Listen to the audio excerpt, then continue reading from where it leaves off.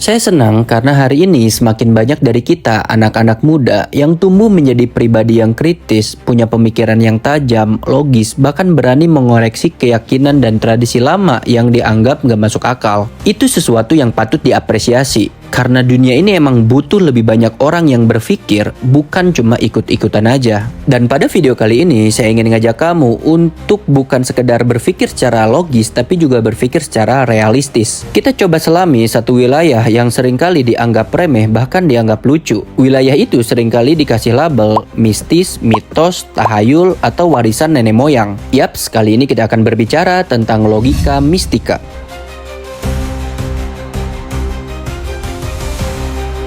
Tradisi, mitos, dan cerita-cerita turun-temurun seringkali kita singkirkan dari meja-meja diskusi karena dianggap nggak rasional. Tapi jauh sebelum ke sana, saya ingin ngajak kamu untuk berpikir, apakah kamu percaya kepada selembar kertas bergambar pahlawan nasional yang bernama uang yang bisa ditukarkan dengan makanan, pakaian, atau bahkan bisa beli rumah? Atau kamu yakin bahwa ada mata uang digital seperti Bitcoin atau Ethereum yang nggak bisa disentuh, nggak bisa dicium, tapi nilainya bisa naik turun miliaran dalam satu hari? Kita tahu itu nggak nyata secara biologis, tapi kita tetap percaya kan? Dan kita bertindak seolah-olah itu nyata. Nah, kalau iya, maka kamu sekarang sedang berada di dalam intersubjective reality.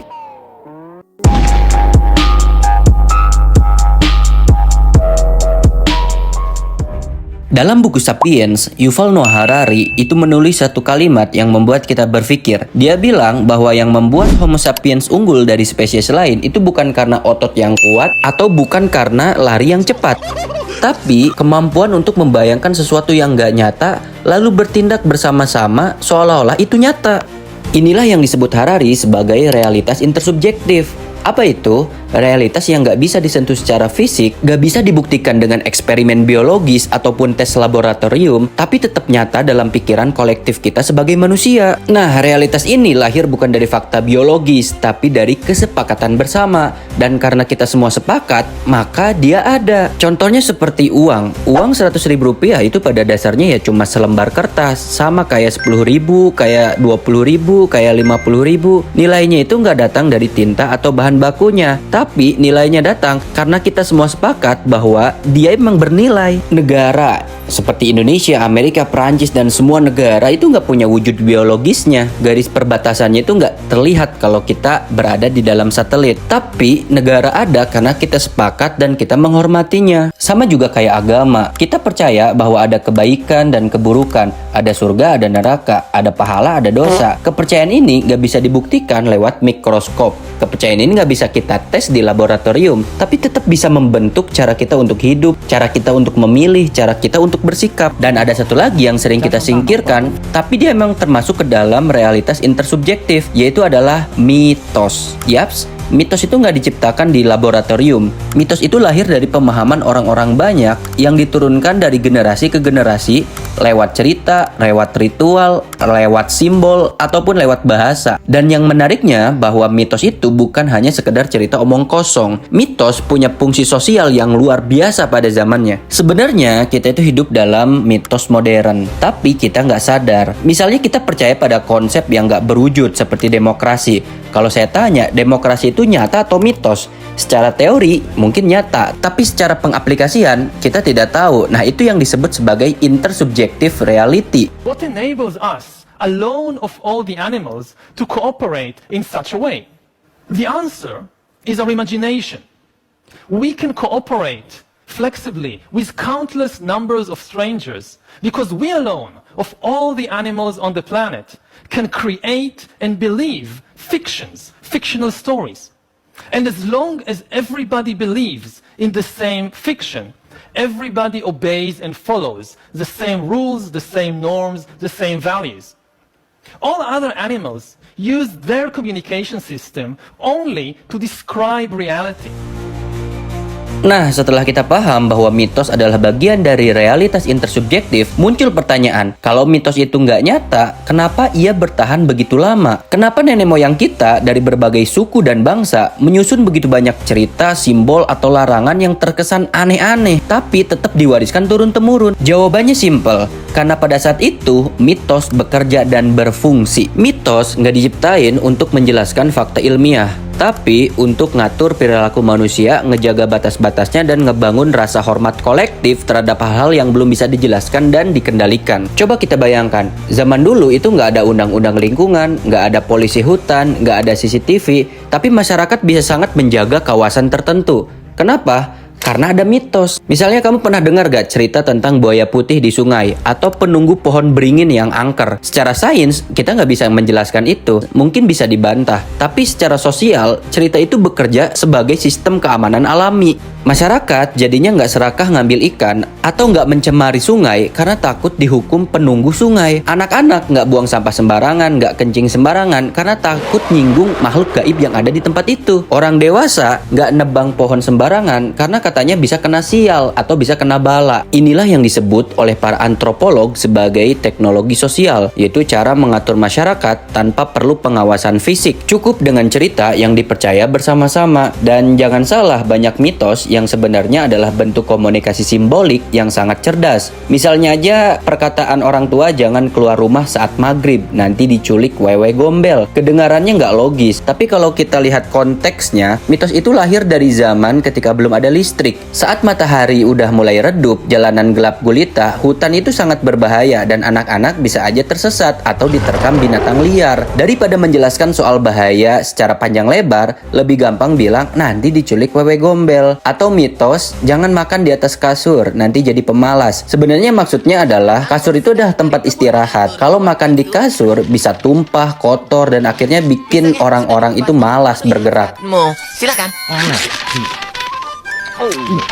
Ini semangka segar yang dipetik langsung dari kebun Tuan Hantu.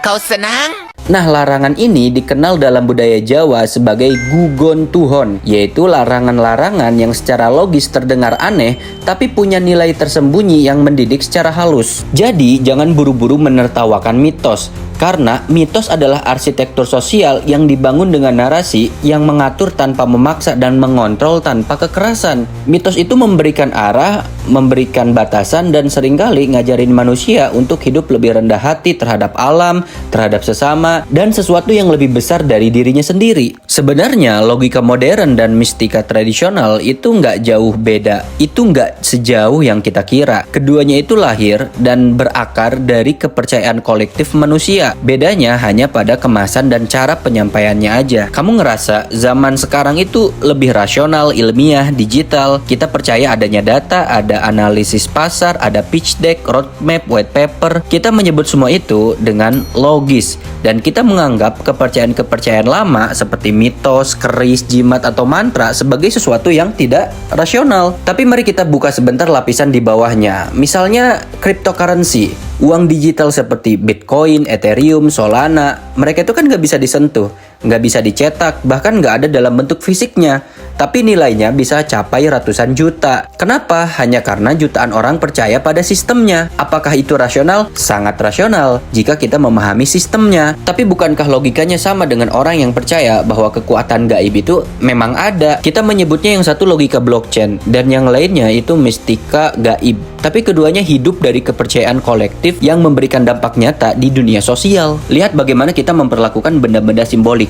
Dulu orang itu bepergian bawa keris, bukan cuma sebagai senjata, tapi keris itu menunjukkan simbol status, harga diri, dan kekuasaan spiritual seseorang. Keris biasanya diletakkan di bagian belakang dekat punggung, seolah-olah menyatu dengan kehormatan pemiliknya. Sama dengan kita yang kemana-mana membawa handphone. Handphone kan bukan cuma alat komunikasi, tapi juga simbol status sosial. Bahkan merek HP itu bisa menunjukkan kelas sosial tertentu. Kalau iri bilang bos.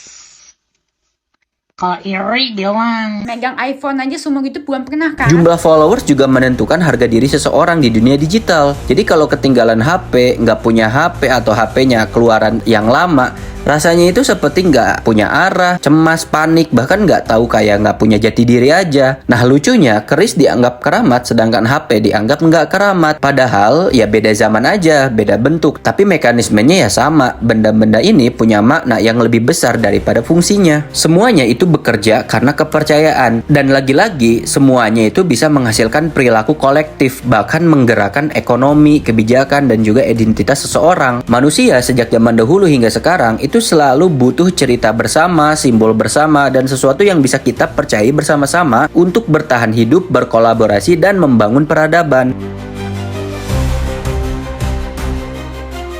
Nah, sekarang kita sudah berada di ujung pembahasan. Yang baiknya kita tutup podcast ini dengan refleksi yang mengikat semua pembahasan dari awal hingga akhir, yang mengajak pendengar gak hanya untuk membuang mitos, tapi untuk memaknainya secara kritis. Di video kali ini kita juga akan memperkuat pesan moral bahwa logika dan mistika itu bukan dua kutub yang harus bertentangan, melainkan bisa saling melengkapi dalam menjaga martabat manusia di zamannya masing-masing. Video kali ini tidak bilang bahwa semua mitos itu benar secara ilmiah, dan juga tidak mendorong kamu untuk kembali memakai jimat atau menolak teknologi demi tradisi. Ini bukan itu ya poinnya. Saya ingin mengajak kamu untuk berpikir bahwa mistika itu tidak hanya omong kosong. Dia pada zamannya sangat berfungsi sebagai teknologi untuk mengatur manusia. Karena pada dasarnya mitos adalah cara nenek moyang kita untuk menjaga kehidupan sosial di saat belum ada teknologi, belum ada birokrasi, belum ada hukum yang secara tertulis. Dan kalau ada mitos yang mencegah kamu untuk merusak